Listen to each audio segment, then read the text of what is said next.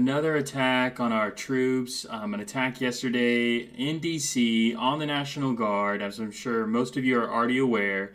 I just wanted to break down the facts real quick, what we know. Obviously, our prayers go out to these Guard members, all of our military, all of our police, but especially these two service members, their families, the people affected. We really want to pray for them, uplift them in prayer, and keep them in our thoughts first and foremost. So I went to Grok to find out what the facts are, right? So on November 26, 2025, two members of the West Virginia National Guard were shot in a targeted ambush-style attack near the White House in Washington, D.C., specifically at the corner of 17th and I Street Northwest, close to the West Metro Station, right? The victims were on a foot patrol as part of the National Guard deployment ordered by President Donald Trump in 2025 to address crime, homelessness, and illegal immigration in the city. So these guys are just there to try to help make the city a better place. They're addressing crime, they're addressing homelessness, and illegal immigration. I'm so sick, honestly, of seeing the cops and the military get a bad rep. We do not hate the mainstream media enough for this. They try to make us hate people who are just on the streets to address crime, address homelessness, and address illegal immigration. What is going on, people? What in the heck is going on?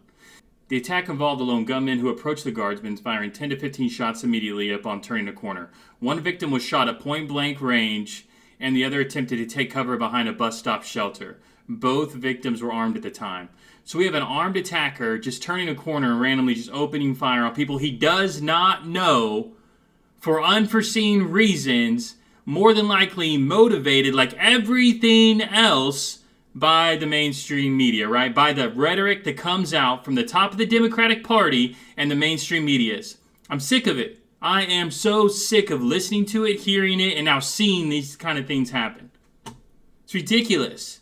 We need to bring the temperature down. And it's directly on our elected officials, specifically the Democratic Party, and the sorry, sold-out mainstream media and their lies. Both victims underwent surgery and remain in critical condition as of November 26, 2025. Initial reports of their death from the West Virginia governor were retracted due to conflicting information.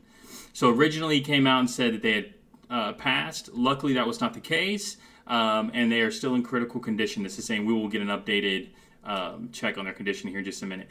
The suspect, identified as an Afghan national, was shot 4 times by responding officers during the incident and taken into custody. He entered the U.S. in 2021 through Operation Allies Welcome Program, applied for asylum in 2024, and was granted it in April 2025.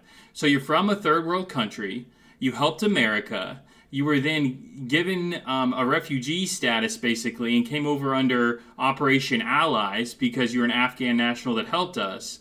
Then you get here, you get welcomed to the country, you actually get asylum in 2024, or you applied in 2024, it was granted in 2025, and now in November, you're shooting National Guardsmen on the street for apparently no reason. So you got your dream of getting out of the country that you were in.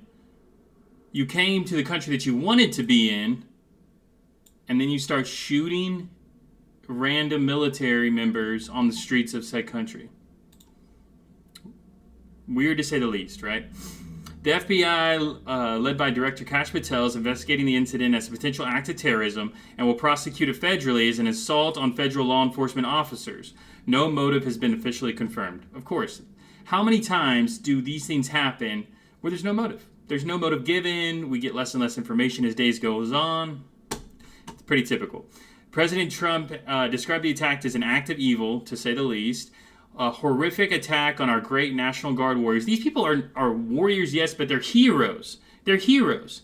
There's everyday people in D.C. that are being protected from crime and muggings and all kinds of violence because these heroes are walking the streets every day protecting those said families, right? These people are heroes. And I'm so sick of the mainstream media demonizing these great heroes. How would you feel, mainstream media, if that was your son, your daughter, your brother, your mother, your sister, your father? Y'all are disgusting, honestly. Y'all are disgusting. The mainstream media, of course. He ordered the deployment of 500 additional National Guard troops to D.C., confirmed by Defense Secretary Pete Hegseth. Vice President J.D. Vance addressed the shooting while serving meals to troops at Fort Campbell, Kentucky.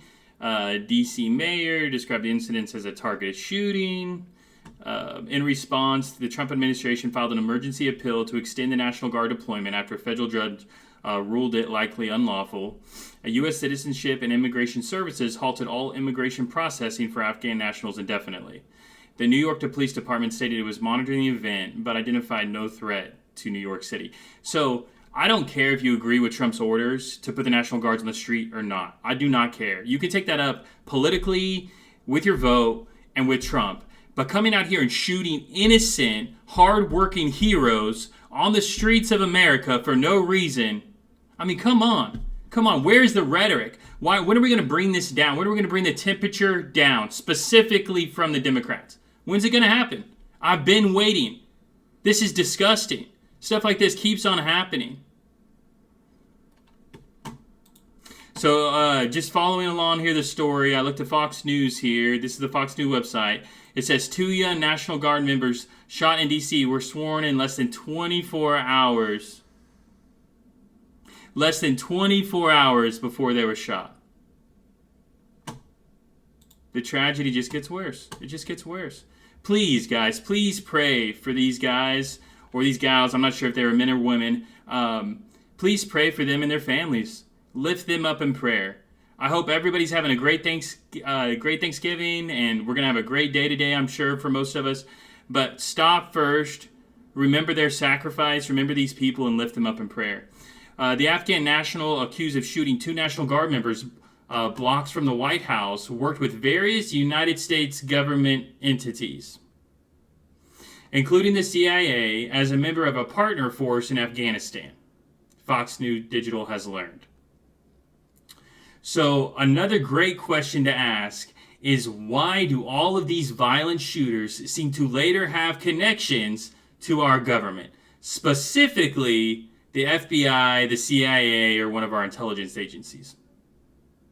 I'm not saying that there's anything going on directly, but, it sure is weird that every time one of these things happen, there's some connection discovered or born out of some FBI back office or a CIA program or some NSA black program that we knew nothing about.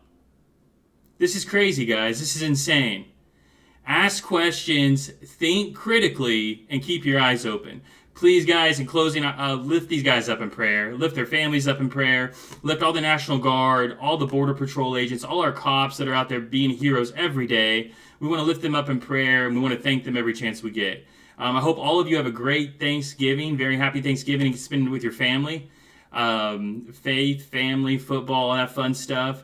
But unfortunately, it is a dark day for some families out there, and let's remember them today as we celebrate everything that, as Americans, we have to be thankful for, and there's a lot on that list. All right, I'll catch you guys in the next one. Thanks for stopping in.